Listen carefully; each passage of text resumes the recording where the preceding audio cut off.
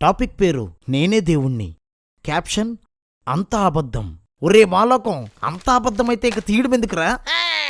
అంటే మరి బైబిల్లో ఉన్న తప్పులేవో చూపిస్తావని నువ్వు అడిగిన దానికన్నా ఎక్కువ డబ్బులు ఇచ్చి నీ పేపర్లు ఇస్తే బైబిల్లో ఒకలా రాసుంటే నువ్వు ఇంకోలా చూపించి మా ఆశల మీద యాసిడ్ పోసావు కదరా.